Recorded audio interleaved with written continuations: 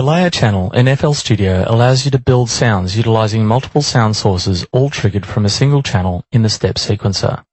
The sound sources can be made up of any sample channel, any Fruity plugin generator, any VSTI or DXI generator, and even any Rewire MIDI channels that you might have running. Although all the different sounds are controlled by a single layer channel, you still have the benefit of the control that exists within each sound's individual channel settings. Insert a layer channel by going to the Channels menu, choose Add One and then select Layer. Channels are assigned to the layer channel by selecting all the channels you want to be layered by right-clicking the selection button for each one of them. Then in the layer channel settings, click on the Set Children button. Now when MIDI is played through the layer channel, all child layers will sound.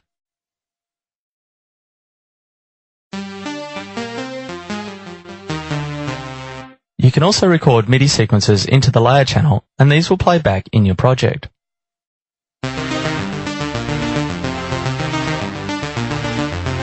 Note that selecting any of the individual channels will still allow you to play them separately to the layer channel, even though they are currently part of the layered set. If you want to remove a channel from the layer set, then just reselect the channels that you want to remain in the set and click the Set Children button again. Any channels not selected will be unassigned from the layer set. The layer channel settings box contains 4 quick automation knobs at the top. These are global controls that affect all layered channels: pan, volume, cut, and res.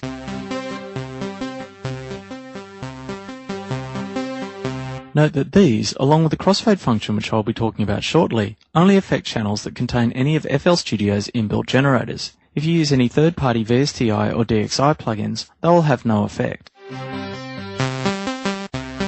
Pan will adjust the stereo spectrum of the layered sound. Vol will alter the volume by up to 200%. This allows you to mix the individual sounds to taste and then adjust the volume globally with lots of headroom. Cut affects the cutoff frequency of the filter, and res the resonance.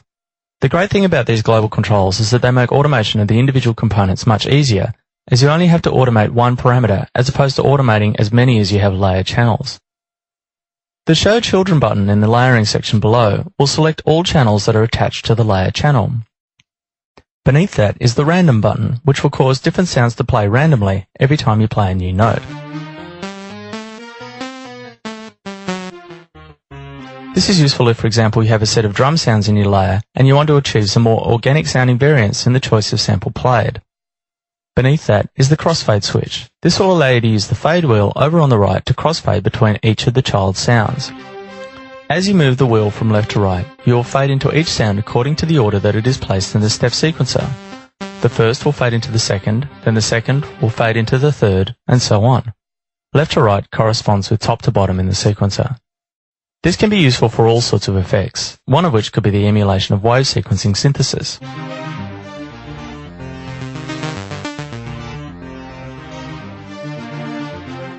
You could also use it to fade between different drum sounds, for example hi-hats moving from closed hi-hat sounds to progressively more open sounds. You'll probably get the best results of this if you link the fade control to a knob or a slider on your MIDI controller, for example the modulation wheel.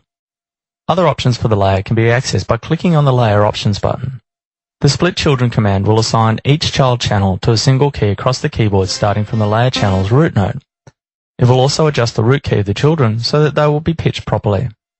This works well when you want to quickly create a drum map across a range of keys, or to create instruments where each note uses a different sample. Having said that, you can use the layer channel to control sounds each having their own key range, like a multi-sampled instrument. To do that, define the key region in each sound's channel settings. When you play through the layer channel, each sound will be triggered whenever you play a key within its defined range.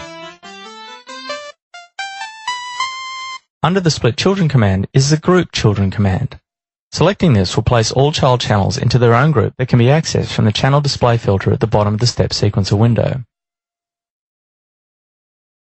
The Delete Children command will remove all child channels from your FL Studio project. The channels will be selected and a dialog box will inform you of their impending deletion.